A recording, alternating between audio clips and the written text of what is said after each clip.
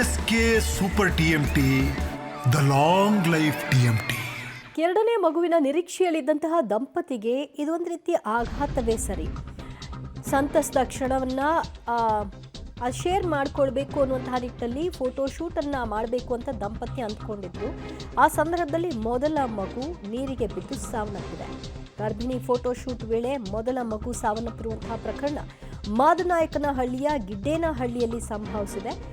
ನೀರಿನ ಪೂಲ್ಗೆ 3 ವರ್ಷದ ಲಕ್ಷ್ಮೀರ್ ಬಿದ್ದಿದ್ದಾನೆ. ಪರಿಣಾಮ ಉಸಿರು ಚೆಲ್ಲಿದ್ದಾನೆ. 8 ತಿಂಗಳ ಗರ್ಭಿಣಿಯಾಗಿದ್ದಂತಹ ಮಗುವಿನ ತಾಯಿ ಫೋಟೋಶೂಟ್ ಮಾಡಬೇಕು ಅಂತ ಬಯಸಿದ್ರು. ಆದರೆ ಮೊದಲ ಮಗುವಿನ ಕಡೆಗೆ ಅವರ ನಿರ್ಲಕ್ಷ್ಯ ಇದ್ದಿದ್ದರ ಪರಿಣಾಮವಾಗಿ, ಗಮನವನ್ನು ಕೊಡದ ಪರಿಣಾಮವಾಗಿ ಆಟವಾಡ್ಕೊಂಡು ಹೋಗಿ ಪೂಲ್ನಲ್ಲಿ ಬಿದ್ದು ಮಗು ಉಸಿರುಗಟ್ಟಿ ಸಾವನ್ನಪ್ಪಿದೆ.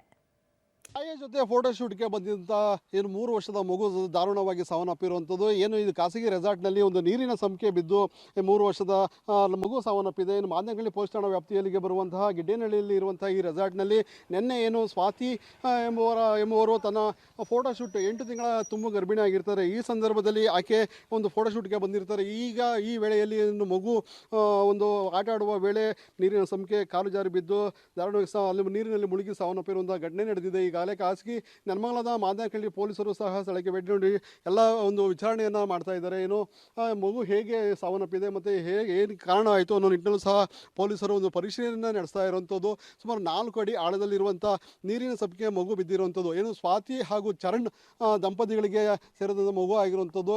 ಸ್ವಾತಿ 8 ತಿಂಗಳ ತುಂಬ ಗರ್ಭಿಣಿ ಆಗಿರ್ತಾರೆ. ಈ ಸಂದರ್ಭದಲ್ಲಿ ಆಕೆ ಫೋಟೋಶೂಟ್ಗೆ ಅಂತ ಬಂದಿರ್ತಾರೆ. ಆದರೆ ವಿಧಿ ಅಂತ ಹೇಳಿದ್ರೆ ಮಗು ಒಂದು 3 ವರ್ಷದ ಮಗು ನೀರಿನ ಸಂಖ್ಯೆ ಬಿದ್ದು ದಾರುಣವಾಗಿ ಸಾವನ್ನಪ್ಪಿದೆ.